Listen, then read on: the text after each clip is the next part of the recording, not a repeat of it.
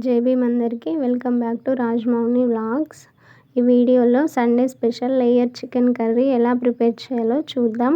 మాకెప్పుడు chicken తినాలనిపించినా mostly మేము కోడిని తీసుకొచ్చి చిన్న చిన్న పీసెస్ లాగా కట్ చేసి కూర వండుకుంటాం. లేయర్ కోడికి బోన్స్ ఎక్కువ ఉంటాయి కదా, సో మా మామయ్య లేదా మా హస్బెండ్ బోన్స్ అండ్ మీట్ని సపరేట్గా కట్ చేసి స్మాల్ పీసెస్గా కట్ చేస్తారు. ఇక ప్రాసెస్లోకి వెళ్తే ముందు చికెన్ని కట్ చేసుకున్నాక కడిగి పెట్టుకున్నాను. చిల్లీస్ అండ్ ఆనియన్స్ మా మామయ్య కట్ చేసి ఇచ్చారు. స్టవ్ ఆన్ చేసి కూరగంజు పెట్టి ఆయిల్ పోసుకొని ఆయిల్ హీట్ అయ్యాక చిల్లీస్ అండ్ ఆనియన్స్ వేసుకున్నా. అవి వేగాక అల్లం వెల్లుల్లి పేస్ట్ వేసుకొని పచ్చి వాసన పోయేదాకా కలుపుకొని పసుపు వేసుకున్నాను. మంచిగా కలుపుకున్నాక చికెన్ వేసాను. చికెన్ మంచిగా కలుపుకున్నాక చిన్న గ్లాసుతో 2 గ్లాసుల నీళ్లు పోసుకున్నా.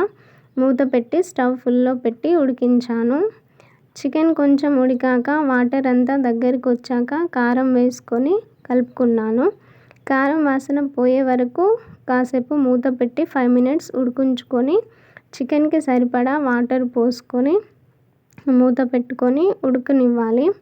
కర్రీ అంతా దగ్గరికి వచ్చాక గరం మసాలా వేసుకొని టేస్ట్కి సరిపడా సాల్ట్ వేసుకొని స్టవ్ ఆఫ్ చేసుకున్నా. లేయర్ చికెన్ కర్రీ ఫ్రై కంటే ఇలా గ్రేవీ వచ్చే వరకు ఉడికిస్తేనే చాలా బాగుంటుంది. లేయర్ చికెన్ గ్రేవీ చాలా టేస్టీగా ఉంటుంది. గ్రేవీతోనే కడుపు నిండా అన్నం తినాలనిపిస్తుంది. లేయర్ చికెన్ ట్రై చేయండి, మళ్ళీ మళ్ళీ చేసుకొని తింటారు. వీడియో నచ్చితే లైక్ చేయండి, షేర్ చేయండి. మరిన్ని కుకింగ్ వీడియోస్ కోసం నా ఛానల్ని సబ్స్క్రైబ్ చేయండి. నన్ను సపోర్ట్ చేస్తున్న మీ అందరికీ థ్యాంక్ యూ. ఉంటా మరి, టాటా.